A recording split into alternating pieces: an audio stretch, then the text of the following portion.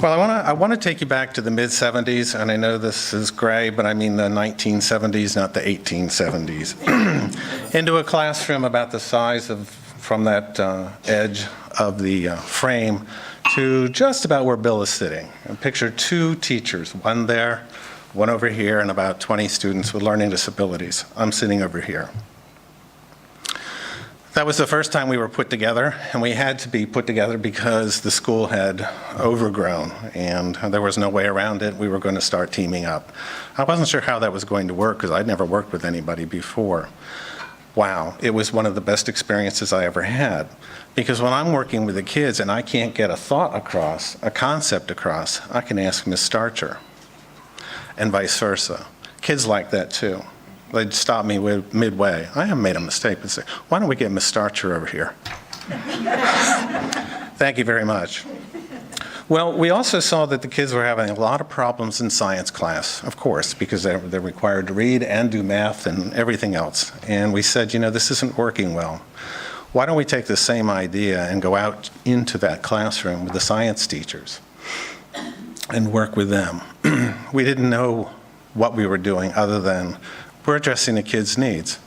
And it worked. About 10 years later, we learned the word was inclusion, cooperative teaching, mainstreaming, and a whole bunch of other terms. And wow, we're kind of ahead of our time, aren't we? And life is good. It did work out well. The kids were better off, the kids were happier, the teacher says, this is great, we can work with you. We did not feel like an aide or an assistant. We really felt like we were part of the team, and we were very pleased with that. A few years later, and a couple jobs later, I was fortunate to take a position at the State Department of Education. And a few years after that, we were provided funding and technical service from the federal government to bring students back from out-of-state programming into the home districts, taking kids from special schools and bringing them in to their home schools, and taking those students in home schools and putting them in the general ed class. So far, so good. See? I'm feeling good here. The problem is, with anything new, there are people out there, we call them skeptics, to their faces, behind their backs, something else. And they were naysayers saying, you know what's going to happen? Those kids are going to be put in the class and nobody's going to help the teachers and they're just going to lose. Their needs are never going to be met, and they're going to fail. Rumors travel faster than fact. So what we did was take maybe 40 people from across the state, teachers, principals, school superintendents, and a legislator, agency personnel, to a university far, far away. Anything over 50 miles is far, far away. And they got to listen to the people who were leading this idea. Of course, I'm sitting there going, yeah, this makes a lot of sense to me. I'm going to do this again. Got to be careful. And in addition to just hearing professors talk and researchers talk, they got to go out to the schools where their peers were. So superintendents are talking to superintendents. Different story. Teachers to teachers, principals to principals, and going, they're not kidding us, maybe this will work. And so we come back home. And so we start populating across the district programs that are doing the very same thing we're talking about. Oh, this feels really good. Even better than that, now we have homegrown programs, so people don't have to travel 1,000 miles. They can go 25 miles and they can talk to their peer group or call them up and say, this is a bunch of malarkey, right? Parents can talk to parents. We made that avenue available, and it worked. I'm running out of air. But the kid here is feeling good. So, and that continues through the state, and it was going across the nation shortly after that, and you're all familiar with the concepts. But going through that was a thrill, it really was. Finally, a position as a director of special education, student services, opened up, and I took that position. Oh man, this is great. Now I can get out of the ivory tower and work with the teachers and the kids.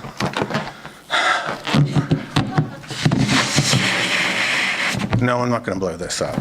But there's a big smile there, or there should, okay? I'm a happy camper. So I go to the first IEP meeting at the high school. Oh, I knew about the school district. I knew they were into inclusion at the elementary level and thinking this is really great. We'll just expand this. It'll be wonderful. Are you ahead of me? Went to the first IEP at the high school. Sorry, drying out. And mom's talking about her son who's about 17 years old. His name's Jeremy, and he's very low functioning. I don't think he had any reading skills, and math was maybe a one-to-one correspondence. Mom recognized that and said, you know, folks, what I'd like to see is a vocational program here, because he's going to be leaving the school in about 3 or 4 years. Can we do that? Can we set that up and really prepare him to be functional? I don't want him in a program that's removed from other people. Without hesitation, the teacher says, oh, we don't do that here.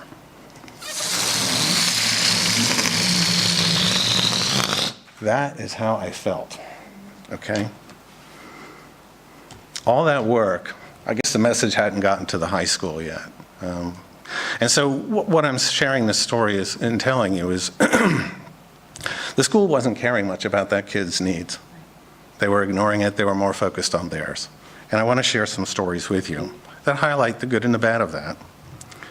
I want to talk about Brent, who's 12 years old, and Brent has very limited language. He has a lot of issues, health issues, and he has cerebral palsy. So he has limited movement, and he can't do this, but he can kind of do this. And at home, at 12, we're talking about puberty now, he's growing up, he's a bit frustrated, and showing his frustration, he's banging the walls, he's yelling, he's screaming, he's throwing things. Parents said, you know what the issue is? He just can't tell us what his needs are. I see the heads, you know where we're going. So about the same time, they were at a friend's house, and their daughter was using something called a Dynavox. I'm not trying to sell the product, but it's a communication system to where she could point to things, and she could, as her language grew, the system grew, and it grew along with her, and it would give voice. So now we're hearing sounds to pictures that we see. What Brent had been using was simply pictures. And so every time there was a new word or a new need, you'd have to come up with another picture. And how many pictures can you put all over the place? And you know what is it, the iPads can do this now for us. They do the same thing. And they said, we're going to take this to the school. We'll tell them it works. For over here, we want it for our kid. And the school will say, no problem. Nay, nay. School says to the parents, well, why is this better than what we're using here? Stop the parents dead in their tracks. We didn't know what to say. So they went home, and they're not going to let that get in the way. So they bought this piece of equipment, which was like $5,000 back then, a lot of money, you know, a lot of money. And they videotaped, and they showed it worked. His frustrations went down because now he could say, not only am I hungry, he had a variety of choices to say, this is the food I want, and very large pictures because he was limited. Take the video back to the school, this will do it. School says, nay, nay. Let us try it here and see if it works. Fine. We know that it'll work, so take your 30 days, do the trial, we're all for that, and we'll come back and re-meet. 30 days comes and goes. Meet with the school. School says, nope, didn't work. What? We showed you a video. We all agreed. We could see that it's working. What did you do? Well, what they did was show pictures for him to point to that were small. He can't do that with this. You got the idea. Undeterred, they went to the director of special education and said, here's our problem. The school said, you know, there's not enough time to do another 30-day trial. We'll have to wait till next year. Director said, no. We're going to go back. We're going to have the meeting. And they got the Dynavox.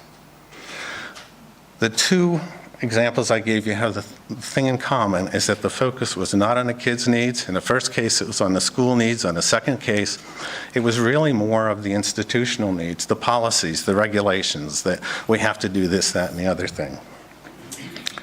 Another story I want to share with you is a little guy named Dane, who's 3 years old, and he's going to enter school for the first time. Mom is an attorney. Mom comes prepared. She has report after report after report, diagnosis after diagnosis after diagnosis, and every one of those has a statement of what Dane needs, because Mom told the physicians what to put in the report. Already you suspect we're addressing Mom's needs and not the child's, and you're right. The result of that was, at the first meeting, I think Mom thought it was a collaborative meeting because the school agreed with everything, but I really think the school said, Esquire, attorney, we'll just go with you on this. And they did. And in about 2 months, problems occurred. Mom wasn't happy with the development of speech. The only thing she wanted was to hear him say, Mommy, I can't default her for that. That's more than fair. He didn't have the skills to do that. The school should have said something to Mom and explained that to her, but she's left with false expectations. Sorry. I was going to say I drink all the time, but I don't think I want that recorded. Can you remove that? So 2 months later, Mom's searching around for another program. She finds one with 15 speech-language pathologists. I know you think I'm making this up. I'm not. The school had one. She's blaming the speech-language pathologist for not making her son be able to say Mommy. The school says, fine, we'll go. I'm giving you the short version here. A month later, the child is screaming, yelling. He's not happy whatsoever. Mom, not waiting for the school, goes out and gets an independent evaluation and brings the report back. The report says 2 things. One, this new program is asking your son to do things that he's incapable of doing. No wonder he's frustrated. And then defines the program he should be in. That's right, the program he was in before. So we're back there. Clearly, we're focusing again on Mom's needs, institutional needs, with the teacher's needs, and we get the same result. As long as we're not addressing the child's needs, the child's not going to make, progress. We need a happy story. This one's Ariel. And I have the names written down because I'm not allowed to use the real names, you know. And Ariel's a cutie kid, but she can't read either. I mean, her reading is like 3 years below. In math, she's just struggling. Socially, she's not adept at working with other children. Very briefly, Mom goes to the school, says, using your own reports, you can see that she's not making progress. This program we developed, for those who know, it's called an IEP. We're not meeting the goals that we said we were going to achieve. Your program's not working. She's doing this politely. Can we please look at another program? Nope. That's what we have. That's what we'll use. Let me try this again. Are you looking at the data? Yep. We're happy with what we're doing. All right, this is really bad. She goes to an advocate to work with. The advocate's kind of close friends with the director. That avenue didn't work. She goes to 2 other attorneys because the child's needs are, again, put aside. 2 other attorneys who say, it's good enough. I think they didn't think they'd get enough money for the lawsuit. Very sad. So I'm kind of with Mom throughout this year. Long story short, she decides to move someplace else. Sometimes that's what you have to do. Believe it or not, you just have to leave and say, I've tried everything I can possibly do. I played the right game. I used the rules. I brought in people I thought would help me. Nothing. She goes to the new school, presents everything she has, and the teacher says, well, we can do that. This is what we'll do to address her reading. This is what we can do to address math. And social skills, oh, you're going to love this program. In fact, we'll change it a little so that we can meet Ariel's needs. Just recently, I got a report and I stayed in touch with Mom. Ariel's on reading level. Whoa, actually she almost did it in 1.5 years. Math, she's still having some problems with.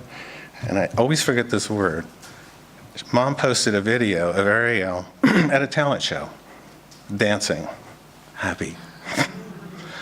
So when you meet the child's needs, you are successful. We have a happy kid. When you ignore them because of your needs or a teacher's needs or institutional needs, it doesn't happen. I want to mention very quickly that these stories are in a book I wrote called When the School Says No, How to Get the Yes, which is really, I mean, this is the short part of it, and then along with 9 other stories, but shows how if schools work collaboratively with parents and vice versa, how the yes can be put into place and the child's needs met, and you get that happy face. So, in closing, I want to ask you one question, or perhaps two. Where would you be, and more importantly, who would you be, if every time you expressed your needs, your parents, your teachers, your friends, your college professors, your peers, your boss, your colleagues, and your loved ones all said, "We don't do that here"? There's another answer, and you know it. And if you do, this is the face. Thank you. Oh,